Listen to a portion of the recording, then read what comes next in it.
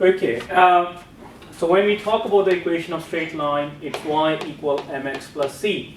M is a gradient or the slope. We will refer it slope from now onward. C is the y-intercept.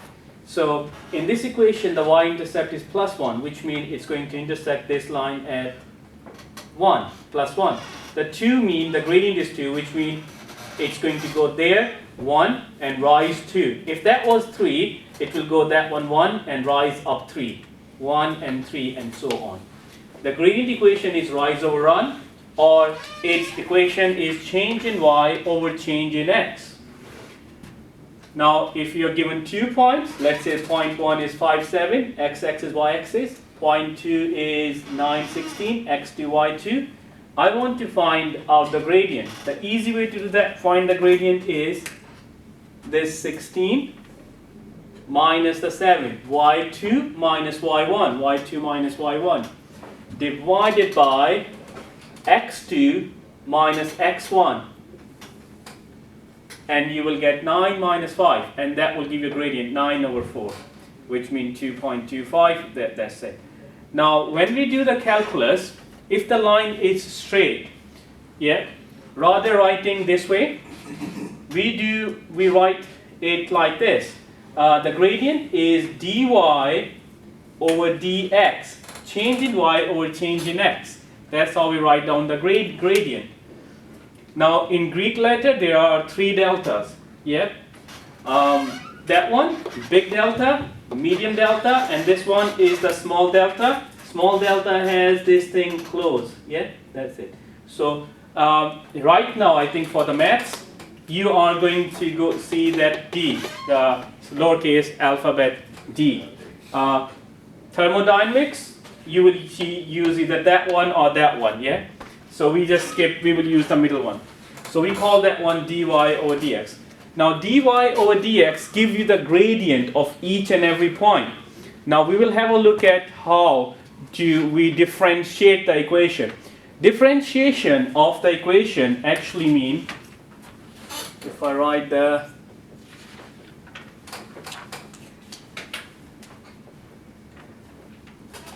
let's do differentiation. Differentiation means like we want to differentiate between one variable with respect to other. Okay.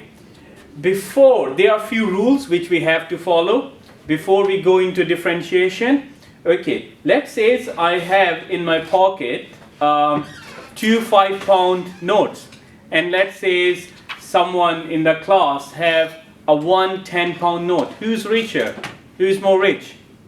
We have the same buying power, even though I got 2 notes, 5 pound plus 5 pound. But now you got 1 10-pound note, we are equal. So there is a way when we differentiate the constant. Remember that one? And when I do, I will refer back to the same example.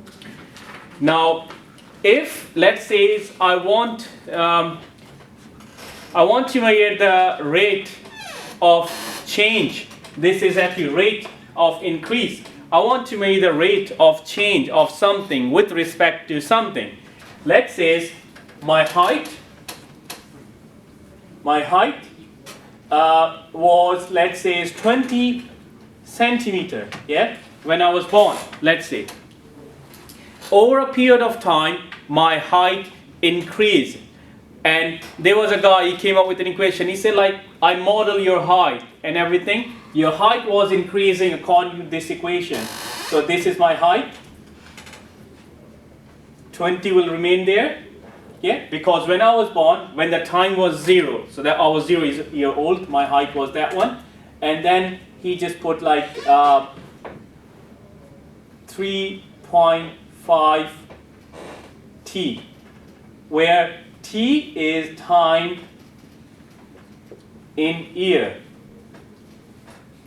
H is height in centimeter. So now I can find my height based on that one. It's a linear increase, Okay, now I want to find my height when I was 30 years old.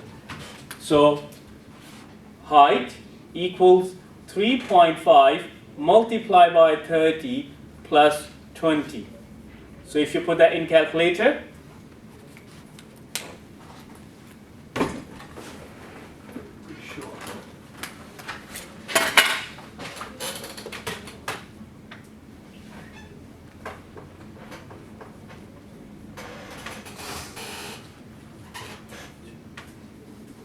So my height, according to this modeling, should be after 3 years, 30.5. Yep. And I can find my height when I was 10 years, 20 years, that one. Obviously, my height stopped after a certain number of years. Didn't you say 30 years? That'd be Say again? 105. 105. Oh, 105. Oh, sorry, I missed a 0. Okay, yeah, 105. So that would be different. 3 years. Oh, You're only sure. yeah. Okay, so let's do that one. That one, that's going to be 125. Let's say 125 centimeter. Okay. So that's my height. Let's say it's after 30 years. Okay. Now, obviously, that's the equation of a straight line. You know, it means according to this equation, my height is growing at a linear pace, like this one. This was my height when I was born. And after that one, obviously, it has to stop at some point. Yep.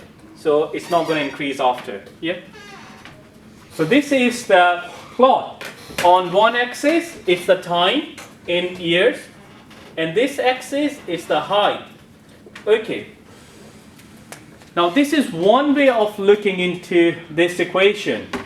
Now in the second video, I'm just going to look into some basic principle of differentiation. But this is just differentiating my height with respect to the time. Okay. So I will come back to that one. Let me just stop this recording.